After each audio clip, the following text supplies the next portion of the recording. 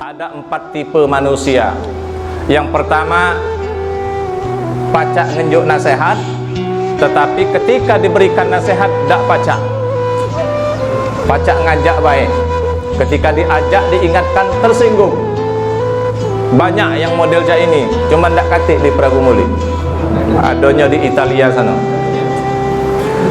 Yang kedua, ada orang yang tidak mampu memberikan nasihat, tapi mau diberikan nasihat, diingatkan mau. Siapa itu? Kita yang hadir pada saat ini. Kita masuk di dalam ini. Kita mungkin tidak mampu memberikan nasihat, ceramah, tausiah, tapi kita mau diberikan nasihat. Masih terbuka hati kita untuk hal kebaikan-kebaikan. Kemudian ada yang ketiga, ini yang kita harapkan, yaitu orang ini mampu memberikan nasihat dan juga mau diberikan nasihat. Ini bagus. Bapak ibu pulang dari sini, ilmu yang kami ajarkan bapak ibu terapkan di rumah, mengingatkan istri dan anaknya, suami dan anaknya, dan juga orang lain, tetangga, handal taulannya, diingatkan seperti yang kami ingatkan pada subuh yang penuh berkah ini. Ini bagus. Pacak ngenjuk nasihat, pacak jinjuk nasihat, akor. Yang dak akor yang keempat, kati ambahan, kati antara, kati ambean. Dak pacak ngenjuk nasihat, jinjuk nasihat, tersinggung, dak pacak. Inilah yang disebut dengan bocor halus. Sekilo kurang soal, semeter kurang 10 cm. Bismillahirrahmanirrahim. Laqad ja'akum rasulun min anfusikum azizun 'alaihi ma antum harisun 'alaikum bil mu'minina raufur rahim. Fa in tawallaw faqul hasbiyallahu la ilaha illa huwa 'alaihi tawakkaltu wa huwa rabbul arsyil azim. Hasbunallahu wa ni'mal wakil wa la haula wa la quwwata illa billahil aliyil azim. Assalamualaikum warahmatullahi wabarakatuh.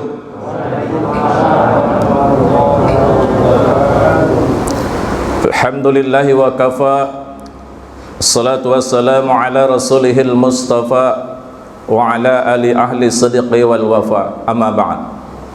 Qala Allah ta'ala fi kitabihil karim, a'udzu billahi minasy syaithanir rajim. Ya ayyuhallazina amanu taqullaha haqqa tuqatih wa la tamutunna illa wa antum muslimun. Wa qala aidan, innama amruhu iza arada syai'an ay yaqula lahu kun fayakun. Subhanallazi biyadihi malakutu kulli syai'in wa ilaihi turja'un. Sadaqallahul azim wa sadaqa rasuluhun nabiyul karim wa nahnu ala zalika minasy syahidin wa zakirin. Amma ba'd. Hadratal muhtaramin, wabil akhas takmir Masjid Al-Falah Kota Prabu Mulih, dalam hal ini yang kami muliakan, kami cintai, kami banggakan, yakni Al-Mukarram Al-Ustaz Bapak Mainur Peni beserta Bapak Mahrid Syakir beserta jajaran pengurus lainnya, baik dari penasehat, ketua, staris bendahara, kepala seksi, sampai dengan marbot masjidnya yang tidak dapat kami sebutkan satu persatu. Yang kami hormati, yang kami cintai, yang kami banggakan, yang kami muliakan, unsur pemerintah Kota Prabu Muli, baik itu Bapak Lurah atau yang mewakili, Bapak Ketua RW, Bapak Ketua RT. Yang kami hormati seluruh jamaah salat subuh Masjid Al-Falah yang dimuliakan Allah Subhanahu wa taala. Puji dan syukur kepada Allah atas segala limpahan nikmat serta karunia-Nya, sehingga pada subuh yang penuh dengan berkah di hari yang ke-27 Ramadan ini kita dapat bersua, dapat bertemu, dapat bersilaturahim. Itu semua atas rencana yang kita lakukan, tapi Allah jualah yang mentakdirkannya. Wallahu akhrajakum min butuni ummahatikum la ta'lamuna syai'a wa ja'ala lakumus sam'a wal absara wal afidah la'allakum tashkurun. Bahwasanya ketika kita hidup kecil dilahirkan dari perut ibunda kita masing-masing, yang pada saat itu kurang lebih berat badan kita 3 kg, Alhamdulillah, syukur dengan berjalannya waktu, tumbuh dan berkembang menjadi berat badan yang seperti ini. Ada yang 30, 40, 50, bahkan sudah ada yang lebih. Itu tidak tumbuh berkembang dengan sendirinya, melainkan makan nikmat Allah Subhanahu wa ta'ala. Oleh karena itu, tiada kalam yang paling indah dan syahdu, tiada kalam yang paling bermakna dan bermutu kecuali untayan kata syukur dengan mengucap kalimat alhamdulillah. Kemudian salam dan salawat marilah kita haturkan dan semoga Allah curahkan kepada junjungan kita, yakni sang uswatun hasanah baginda Nabi besar Muhammad serta keluarga, sahabat dan pengikut beliau sampai di akhir zaman. Dan mudah-mudahan kita yang di berbagai setiap kesempatan, tempat dan acara sering mengaku-ngaku sebagai umatnya, mudah-mudahan gayung bersambut Rasul pun mengakui kita pula sebagai umatnya, dan mudah-mudahan kita mendapatkan syafaatnya, amin ya rabbal alamin. Ibu bapak para hadirin yang kami hormati dan Allah muliakan, pada kesempatan ini izinkan kami untuk dapat menyampaikan nasihat-nasihat agama. Izinkan saya pada subuh yang penuh dengan berkah ini untuk menjadi dosen sementara. Ini adalah mahasiswa saya, karena disebut dengan kuliah subuh. Insya Allah nanti dapat sertifikat, yakni Idul Fitri, kembali menjadi bersih, amin ya rabbal alamin. Sudah banyak dosen-dosen sebelum saya yang sudah menyampaikan, ya, mudah-mudahan dapat nilai A semuanya, dan mudah-mudahan saya dosen terakhir yang kedua, ya. Nanti insya Allah ada yang terakhir, Bapak Ustadz M. Ridwan yang akan menyampaikan nasihat agama. Terpenting daripada kita adalah bukan berapa banyak yang hadir, tapi berapa banyak orang-orang yang sadar dan dapat melaksanakan nasihat yang telah dilaksanakan. Ibu bapak para hadirin yang kami hormati, sebelum saya melanjutkan ceramah saya pada subuh yang penuh dengan berkah ini, terlebih dahulu izinkan saya untuk menyampaikan fatwa Majelis Ulama Indonesia Provinsi Sumatera Selatan, yang mana kami sebagai perpanjangan tangan dari Majelis Ulama Indonesia Provinsi Sumatera Selatan telah membuat fatwa beberapa hari yang lalu sehubungan dengan pelaksanaan salat tarawih, kemudian sehubungan dengan salat Idul Fitri. Nah, untuk itu MUI Provinsi Sumatera Selatan menyampaikannya bahwasannya untuk pelaksanaan salat tarawih yang sudah kita laksanakan dan salat Idul Fitri yang belum dilaksanakan itu disesuaikan dengan keadaan daerah setempat, dan keputusannya itu diserahkan kepada pengurus masjid yang bersangkutan. Asalkan aman, asalkan baik, menjaga protokol kesehatan, silahkan untuk dapat dilaksanakan. Itu dari MUI. Kami belum tahu yang dari pemerintah Kota Prabu Mulih maupun yang dari Kementerian Agama Kota Prabu Mulih, ya. Jadi itu pemberitahuan dari kami untuk sementara waktu. Silahkan kalau memang dirasa aman, asalkan di dalam pelaksananya itu yaitu bijaksana, ya. Bijaksana dalam hal ini disesuaikan dengan kondisi daerah setempat. Memang mohon maaf, beberapa waktu yang lalu Prabu Mulih termasuk zona merah, tetapi tidak semuanya merah. Kalau dilihat titik-titiknya itu tidak setiap kecamatan, tidak setiap kelurahan. Untuk itu kiranya pengurus masjid dapat bersinergi dengan Dinas Kesehatan atau gugus COVID-19 untuk dapat mengetahui Mangga Besar ini termasuk yang merah ataupun tidak. Jadi Bapak Ibu sebijaksana mungkin kepada pengurus masjid untuk dapat melaksanakannya. Ada peristiwa sebagai contoh bagi kita di media televisi, media sosial, di media internet, bahwasanya beberapa waktu yang lalu ada seorang imam yang kena tampar oleh seseorang yang masuk ke dalam masjid. Kita tidak dapat mengambil kesimpulan dalam hal ini karena kita tidak tahu apa yang terjadi di sana.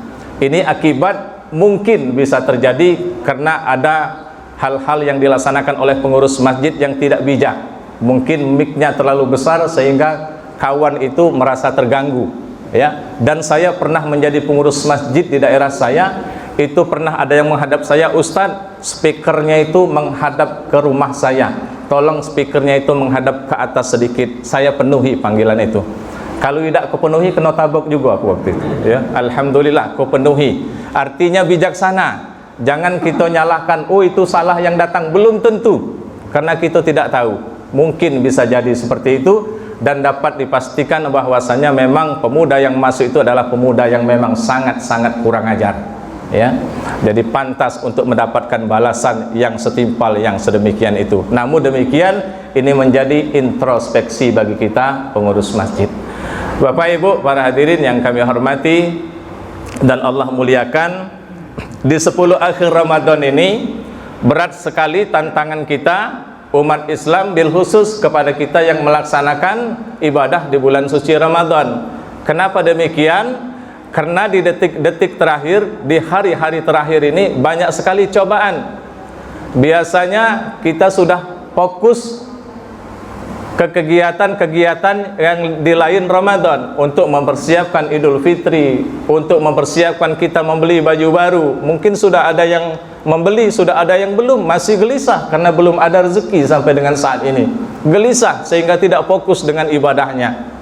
Kemudian ada kegiatan-kegiatan lain sehingga fokusnya kepada ibadah itu menjadi terganggu. Dan ini perlu konsistensi, perlu rutinitas, perlu dalam hal agama disebut dengan istiqomah. Jadi istiqomah ini perlu Bapak. Saya tamsilkan seperti ini. Seperti ibu-ibu, kalau di zaman dulu, kalau zaman sekarang disebut zaman milenial, kalau zaman dahulu disebut zaman kolonial. Kalau zaman kolonial dulu, ibu-ibu membuat santan kelapa itu, mengambil buah kelapa, kemudian dikupas kulitnya, kemudian dikupas lagi batoknya, kemudian diparut. Setelah diparut baru diperas, baru dapat santannya. Nah, proses menjadi santan itu melalui waktu yang sangat panjang. Nah, pun dengan kita pada saat melaksanakan ibadah bulan suci Ramadan 10 akhir ini, inilah santan-santannya. 10 yang pertama, Ramadan yang pertama, sabut masih ikut, batoknya masih ikut. 20 hari yang kedua di bulan Ramadan, ya, ampasnya masih ikut. Tetapi di 10 akhir ataupun 5 akhir Ramadan, inilah yang menjadi santan-santannya itu, ya. Karena kalau sudah proses menjadi santan, itu bisa dibuat makanan apapun. Jadi proses yang sudah jadi demikian, alhamdulillah syukur bahwasanya kita termasuk ke dalam golongan orang-orang yang dipilih oleh Allah Subhanahu wa taala. Amin ya rabbal alamin. Ibu bapak para hadirin yang kami hormati dan Allah muliakan, banyak kenyataan kita lihat dalam kehidupan kita sehari-hari. Istiqomah ini perlu Bapak Ibu, karena Allah Subhanahu wa taala di dalam Al-Qur'anul Karim, Quran surat Al-Ahqaf ayat 13 disambung dengan ayat 14. Di sana menyebutkan bahwasanya kepada orang-orang yang mengaku Allah Rabbnya, Allah Tuhannya, maka mereka beristiqomah, maka Allah Subhanahu wa taala akan menjanjikan surga kepadanya. Ulaika ashabul jannah khalidina fiha. Jadi orang-orang yang istiqomah dalam ibadahnya, dalam kebaikan, maka orang-orang itu akan dimasukkan surga ke dalam surga oleh Allah Subhanahu wa taala, khalidina fiha, dan mereka itu kekal di dalam surga itu. Bapak, Ibu, Bapak para hadirin yang kami hormati, dalam kenyataan sehari-hari sering kita menyaksikan, apalagi proses pilkada, proses pileg, proses pilkades, banyak janji-janji yang mereka ucapkan, tetapi setelah terpilih, setelah jadi, maka mereka lupa dengan konstituennya, lupa kepada yang memilihnya. Dalam ceramah-ceramah sering disebutkan ada pilkada, ada juga pilkabi. Kalau pilkada, kalau sudah jadi, lupa. Kalau pilkabi, kalau lupa, jadi.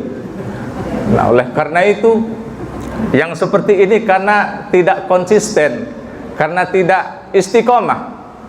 Bapak-bapaknya dulu, ibu-ibu, ya, berjanji dengan ibu, ingin membahagiakan ibu, tapi setelah sekian lama yang dijanjikan hanya tinggal cerita saja. Ya, itulah bapak-bapak dan ibu-ibu. Ibu-ibu dulu sering bicara dengan bapaknya, ya, bahwa ingin setia sampai mati. Tapi setelah semua itu berjalan, itu hanyalah tinggal janji belaka. Bapak ibu yang kami hormati, proses demikian itu sering kita janjikan inkonsistensi ataupun tidak istiqomahnya kita dalam kehidupan kita sehari-hari. Ini ada pelajaran dari sahabat Rasulullah sallallahu alaihi wasallam, dan beliau ini hidup bersama Rasulullah tapi tidak melihat Rasulullah, berdampingan, ikut kajian, ikut pengajian Rasulullah tapi tidak melihat Rasulullah, yaitu Abdullah bin Ummi Maktum. Abdullah bin Ummi Maktum ini matanya buta, Bapak. Matanya tidak melihat gemerlap dunia, warna dunia, pelanginya dunia. Abdullah bin Ummi Maktum ini termasuk salah satu hamba Allah umat Nabi Muhammad yang rajin beribadah ke masjid walaupun dalam keadaan buta.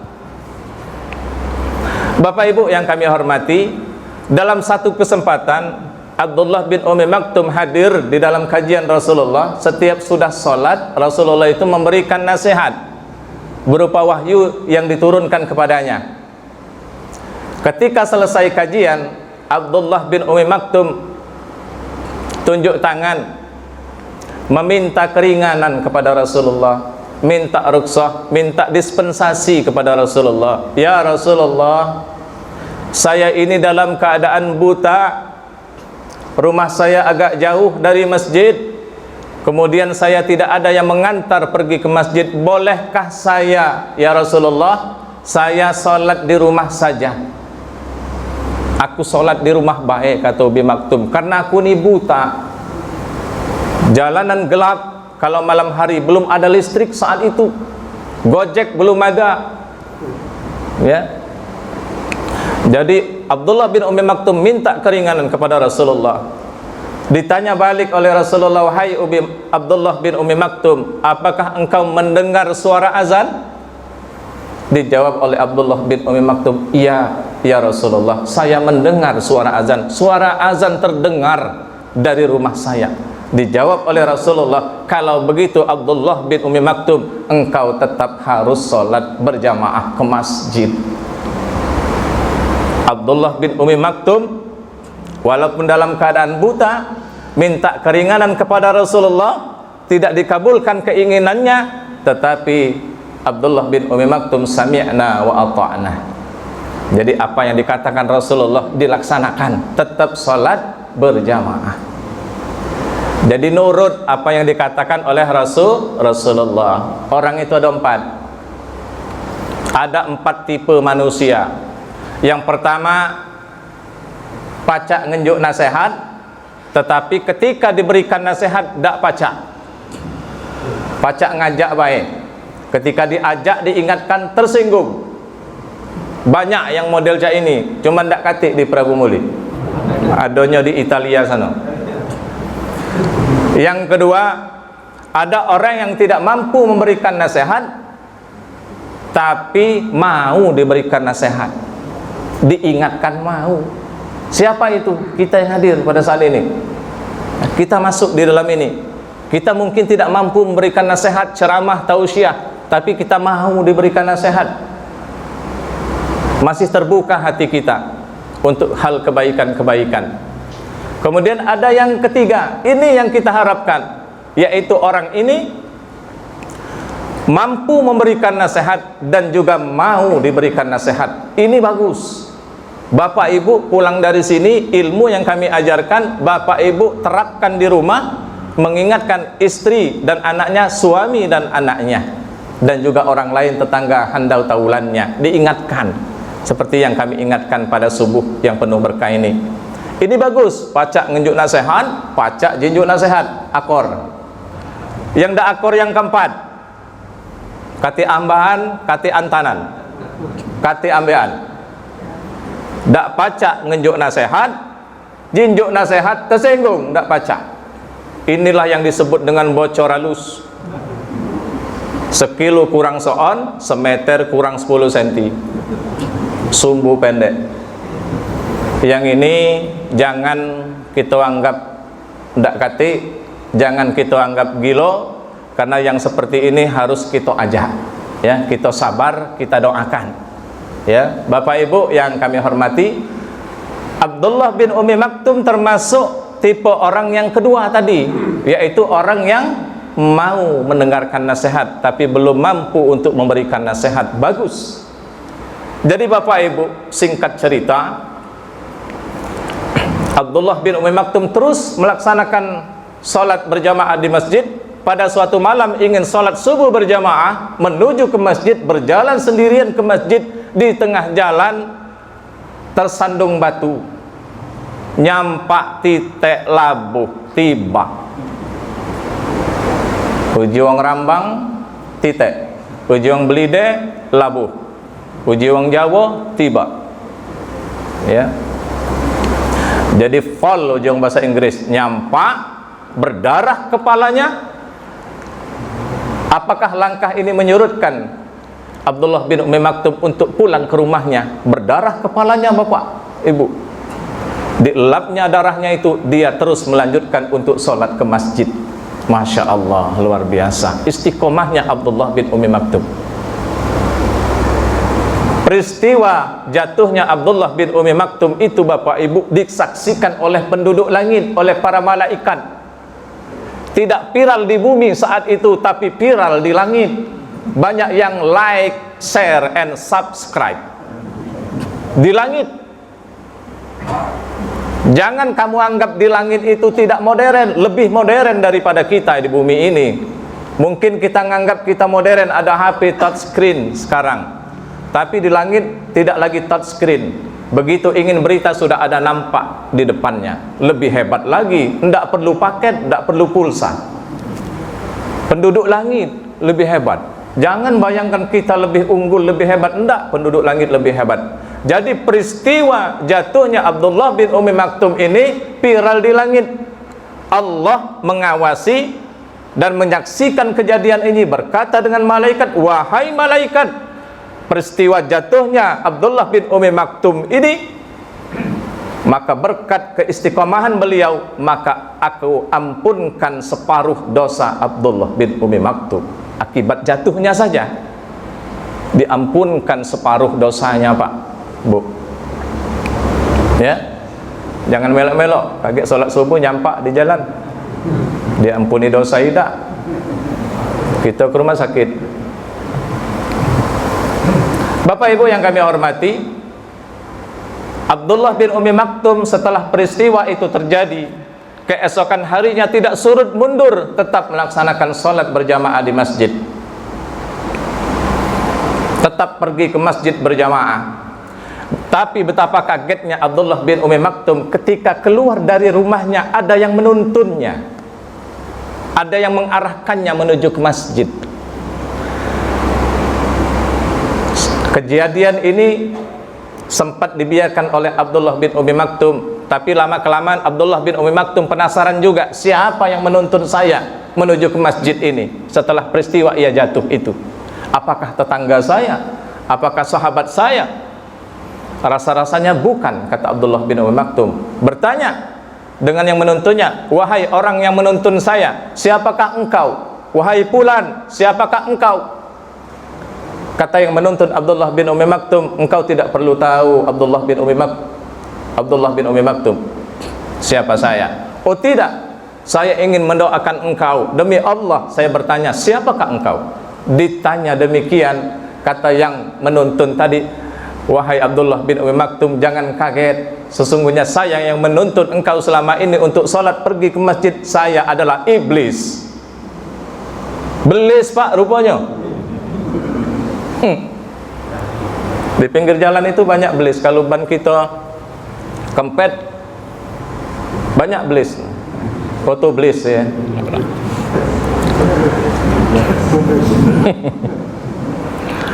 Bapak Ibu yang kami hormati dan Allah muliakan, jadi kata Abdullah bin Ummi Maktum, wahai iblis, kenapa engkau menuntun kami? Karena ideologi engkau bertentangan dengan ideologi kami selaku umat Islam. Engkau menentang kami untuk sujud kepada Allah, sementara engkau menuntunku menuju ke masjid. Ada apa gerangan? Lalu dijawab oleh iblis tadi, Bapak Ibu. Kata iblis, wahai Abdullah bin Umi Maktum, masih ingat ketika engkau terjatuh ingin menuju ke masjid, pada saat engkau ingin menunaikan sholat subuh? Oh iya, saya pernah jatuh. Setelah dari situ saya dituntun oleh engkau. Lantas apa yang menjadi alasan engkau untuk menuntun saya menuju ke masjid? Lalu dijawab oleh iblis, wahai Abdullah bin Umi Maktum, bahwasannya sesungguhnya ketika engkau terjatuh itu beritamu viral di langit, dan saya tahu juga berita itu, bahwa engkau mendapatkan ampunan dari Allah separuh dosa hidupmu, dan aku tidak mau engkau terjatuh untuk yang kedua kalinya, dan engkau akan mendapatkan pengampunan seluruh dosa-dosamu. Jadi yang namanya belis tetaplah belis, tidak pacak dipercaya, ya, apalagi belis pala hitam. Hati-hati bekance, hati-hati bekawan, ya, karena itu akan mempengaruhi kita, ya.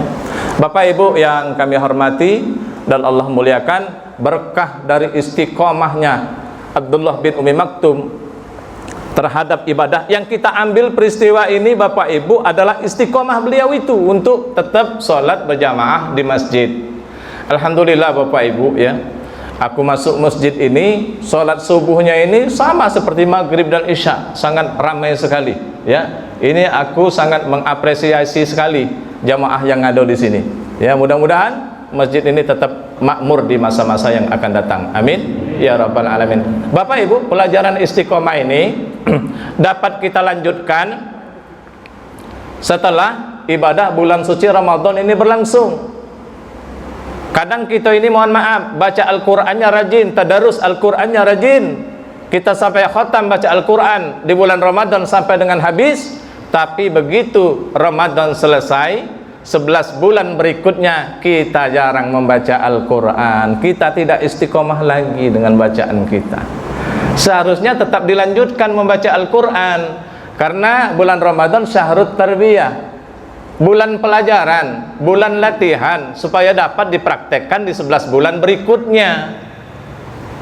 Mohon maaf, berarti Ramadan kita tidak berhasil kalau di 11 bulan yang lainnya kita tidak dapat mempraktekkan ibadah kita, salah satunya tadarus Al-Quran, baca, ya.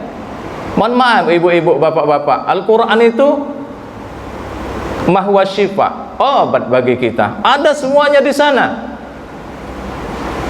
Cuman kita tidak tahu letak di mana ayat untuk sakit ini, untuk kesulitan ini. Itu yang tahu para ulama, para kiai. Makanya ulama kiai itu jarang yang sakit. Kenapa? Karena panduan mereka, tuntunan mereka Al-Quranul Karim.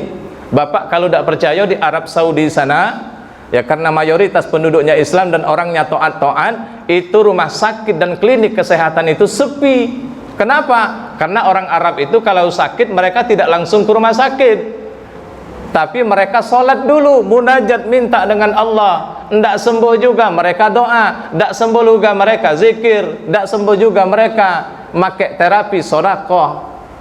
Selesai peribadatan semua tidak berhasil, baru mereka ke dokter. Kalau orang Indonesia kalau sakit langsung ke dukun, kan salah nih.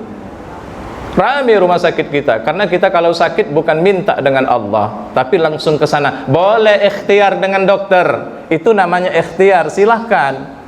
Dengan orang pintar dalam hal ini Bapak Kiai, ya, minta doanya, silahkan sebagai wasilahnya, ya. Itu bacaan Al-Quran.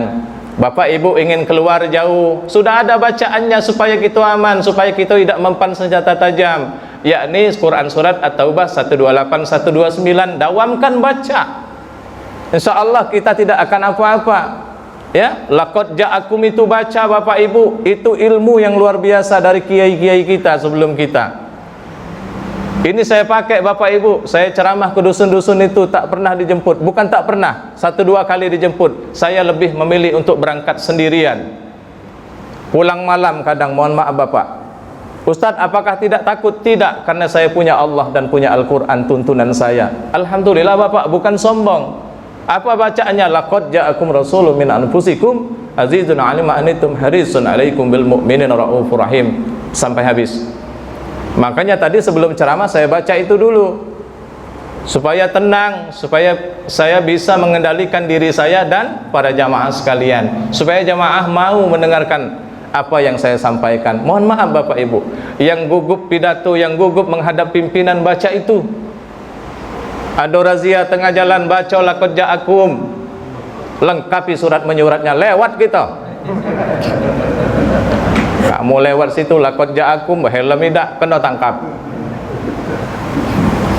Ya, banyak ibu yang pikun, bapak yang pelupa, baca Al-Quran Pak. Terapinya baca Al-Quran cuman. Mohon maaf Pak, aku ini masih muda tapi pelupa. Alhamdulillah dengan sering membaca Al-Quran, alhamdulillah jadi pengingat kembali. Jadi banyak Bapak Ibu. Ya, jadi dawamkan, biasakan, istiqomahkan baca Al-Quran. Ini kadang saya perhatikan ibu-ibu ini tanggal 15 Ramadan sudah khatam. Sudah khatam itu selesai, tidak dibaca lagi. Mohon maaf, saya sampai saat ini masih membaca Al-Quran. Target saya 1 hari 1 juz cuman, tidak banyak-banyak. Pas 30 hari, pas 30 juz. Yang penting bagi saya istiqomah. Kemudian Bapak Ibu, sholat tarawih, ada yang 23 rakaat, ada yang 11 rakaat. Silahkan, tidak jadi soal.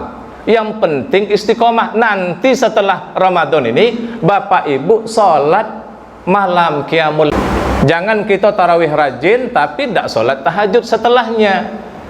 Kalau Ramadan disebut dengan tarawih, kalau di yang lain disebut dengan tahajud kita. Tahajud aku tidak banyak Bapak Ibu, cuman 2 rakaat, 1 rakaat sholat witir, tapi rutin.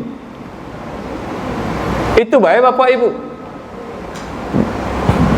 Itu yang sering saya lakukan. Alhamdulillah, dulu badan sakit, sering pening kepala saya. Alhamdulillah, dengan istiqomah kita beribadah kepada Allah, minta dengan yang maha kuasa, akhirnya alhamdulillah diselesaikan. Lama saya honor dulu Bapak Ibu, baru diangkat jadi pegawai negeri itu. Lama saya sujud minta dengan Allah. Sudah banyak yang menawarkan kepada saya, Ustadz kalau ada uang sekian kamu pasti masuk. Saya tidak mau. Saya punya Allah Subhanahu wa taala. Alhamdulillah diangkat sebagai PNS hingga saat ini. Dan datang kemuliaan-kemuliaan itu, jadi Sekjen MUI Kota Prabu Muli. Bukan saya yang minta Bapak Ibu, orang yang minta. Dan orang itu digerakkan oleh siapa? Oleh yang ngatur alam ini, yaitu Allah Subhanahu wa taala. Jadi Bapak Ibu, biasakan setelah Ramadan ini, praktekkan sholat malamnya itu dengan sholat tahajud, dengan sholat witirnya. Tidak usah banyak-banyak, 2 rakaat baik, ditutup dengan witir 1 rakaat, tapi rutin.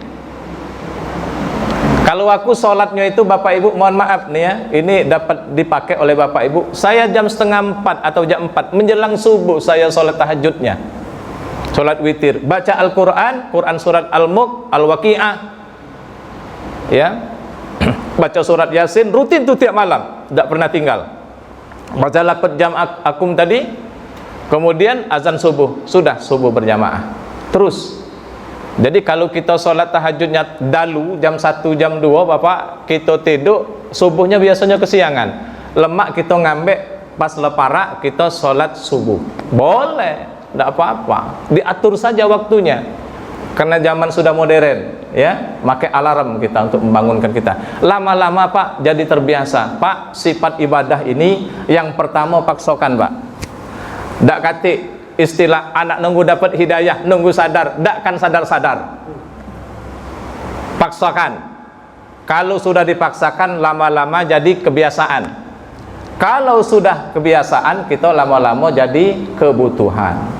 Kalau kita butuh dengan ibadah, bagus itu Pak.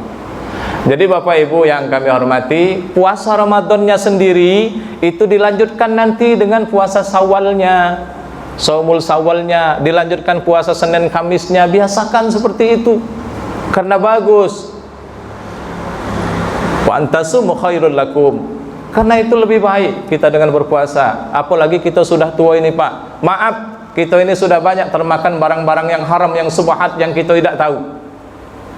Ustadz, aku tidak pernah berbuat makan yang haram secara langsung maupun cara perbuatan. Kita tempat orang sedekah, kita makan ayam di situ. Ayam itu apakah dipotong dengan syariat sudah benar apa tidak? Tahu tak kita? Mohon maaf Bapak Ibu, harus hati-hati zaman sekarang, zaman now ini. Ya, kita kondangan, kita termakan itu memang tidak berefek dalam arti agama Pak, tetap sah. Kita sholat ibadah kita.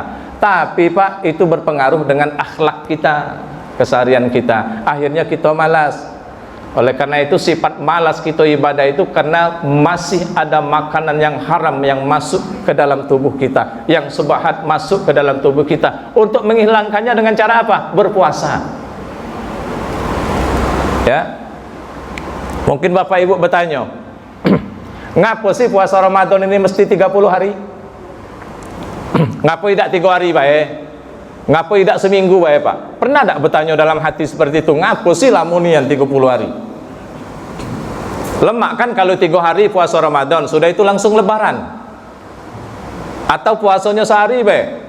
Ternyata itu Pak, asbabun nuzulnya pernah saya baca, ternyata 30 hari itu diambil pada saat Nabi Adam alaihissalam makan buah khuldi. Makan buah khuldi itu hilang pengaruhnya dari perutnya itu secara total sebanyak 1 bulan 30 hari. Makanya kita diwajibkan berpuasa itu sebanyak 30 hari. Keluarlah bilangan 30 hari itu 1 bulan itu. 1 bulan Pak untuk mengeluarkan makan buah khuldi yang hanya sedikit itu Nabi Adam.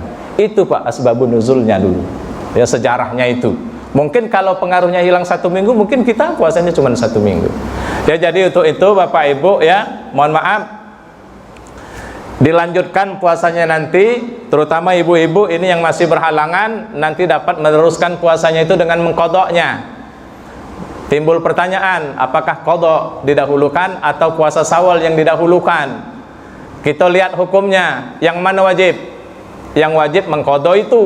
Syawal kan sunnah hukumnya, kaget dulu. Ya, Bapak Ibu yang kami hormati ya, istiqomah juga dalam puasanya, istiqomah dalam sholatnya juga. Kadang kita ini tidak istiqomah di dalam sholat. Kenapa demikian? Kita kadang berani sholat tarawih, tapi sholat qobla dengan ba'da kita tak mau. Padahal Bapak Ibu, sholat qobla dengan ba'da, sholat rawatib itu pahalanya besar, bahkan bisa mengalahkan pahala sholat tarawih sekalipun. Jangan ditinggalkan sholat itu ya. Qobla dengan ba'da itu ada yang ghairu muakkad, ada yang muakkad. Kalau yang qobla maghrib, ada tak qobla maghrib? Ada. Itu namanya ghairu muakkad, sunnah biasa, sunnah taqririyah. Rasulullah mendiamkan itu. Ada sahabat yang melaksanakan, Rasulullah menyuruh tidak, melarang tidak. Tapi Rasulullah berkata, lakukan kalau engkau mau. Jadi jangan kaget ketemu dengan masjid. Di masjid itu sudah azan maghrib, dia sholat qobla maghrib. Melok kita gaya di sana, ya. Tapi di masjid kita kalau tidak pakai itu ya tidak jadi soal, tidak jadi persoalan, karena ghairu muakkad, bukan sunnah yang dikuatkan. Ada ghairu muakkad berikutnya yaitu sholat qobla isya. Ada yang kalau kita sholat sudah azan isya, ada yang duduk baik. Nah, mereka menganggap itu ghairu muakkad, sunnah biasa. Ya, bukan tak kate. Dalilnya ada semua dalilnya. Ya, Bapak Ibu ya. Mohon maaf Bapak Ibu. Salat sunnah itu nanti dikumpulkan di akhirat. Kalau salat wajib kita, maaf, kalau salat wajib kita tertinggal, itu dapat ditambal dengan salat sunnah kita. 1 rakaat salat wajib, 1 rakaat salat wajib yang kita tinggalkan itu dapat ditutupi dengan ditambal dengan 70 rakaat salat sunnah. Jadi kalau dulu salat zuhur pernah kita tinggalkan 4 rakaat kali 70 berarti 280 rakaat salat sunat yang dibutuhkan untuk menutup salat wajib yang kita tinggalkan tanpa kita sempat mengqadanya. Kemudian atau salat kita yang tidak sempurna. Ada salat kita yang berpotensi untuk tidak diterima.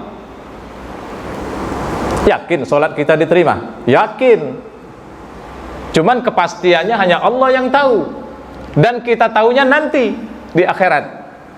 Pak, salat wajib kita dilihat, Kalau belum cukup, ditutup dengan solat-solat sunnah. Laksanakan solat qoblanya, laksanakan solat tarawihnya, karena itu akan menjadi perhitungan di yaumil akhir kelak. Mohon maaf, awwalu ma yuhasabu bihil abdu yaumal qiyamati as-salah. Nanti yang pertama kali akan ditanya tentang solat kita.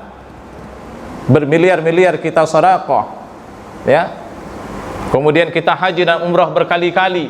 Puasa Ramadannya cukup, tapi solatnya tidak cukup, langsung masuk neraka, Pak. Kati urusannya. Saudara tambal-tambal tidak cukup juga.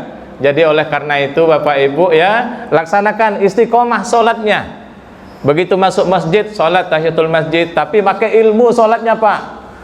Begitu ada orang azan, Bapak baru masuk, jangan solat tahiyatul masjid, dengarkan dulu azan. Ini kadang masih ada yang galak solat. Dengarkan dulu azan. Sudah azan berlangsung, baru kita solat qoblah, bukan tahiyatul masjid lagi solatnya. Tahiyatul masjid itu sebelum azan.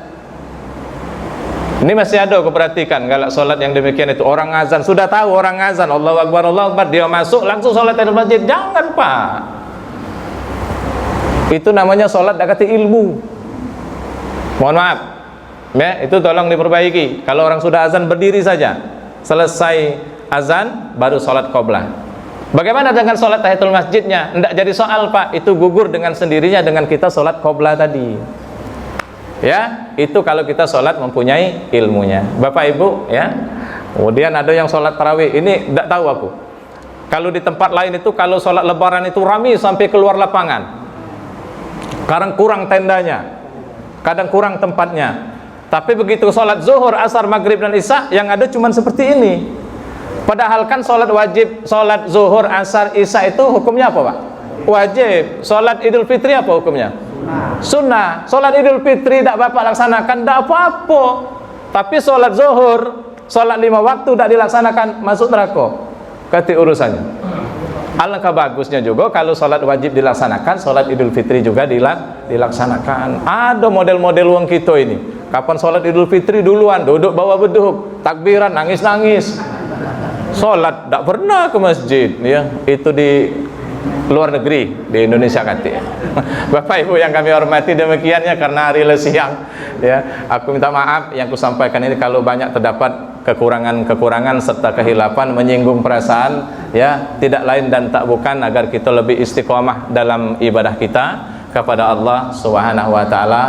Kemudian mudah-mudahan saya doakan majelis ini tidak bubar, melainkan kalau sudah bubar nanti akan diampunkan oleh Allah Subhanahu wa taala, dan mudah-mudahan kita dapat berjumpa kembali di tahun yang akan datang, dan mudah-mudahan kita termasuk ke dalam golongan hamba-hamba Allah Subhanahu wa taala yang dikaruniakan oleh Allah masuk ke dalam surganya Allah Subhanahu wa taala. Amin ya rabbal alamin. A'udzubillahi minasyaitonirrajim. Bismillahirrahmanirrahim. Alhamdulillahirabbil alamin. Wassalatu wassalamu ala asrofil anbiya'i wal mursalin wa ala alihi wa sahbihi ajma'in. Allahumma ja'alna syakura wa ja'alna sabura wa ja'ala inana sabira wa fi ayunin nasi kabira. Allahumma ja'al jama'ana hadza jam'an marhuma wa tafarraqana min ba'dihi tafarraqan ma'suma. Allahumma ja'al jama'ana hadza jam'an mashkura wa tafarraqana min ba'dihi tafarraqan maghfura. Rabbana la tuzigh qulubana ba'da idh hadaytana wa hab lana min ladunka rahmah innaka antal wahhab. Rabbana taqabbal du'aana wa salatana wa qiyamana fi syahri Ramadan. Rabbana atina fid dunya hasanah wa fil akhirati hasanah wa qina azabannar. Wa sallallahu khairal khalqi sayyidina Muhammadin nabil ummi wa ala alihi wa sahbihi wa baraka wa sallam. Walhamdulillahi rabbil alamin. Taqabbalallahu minkum. Wassalamualaikum warahmatullahi wabarakatuh.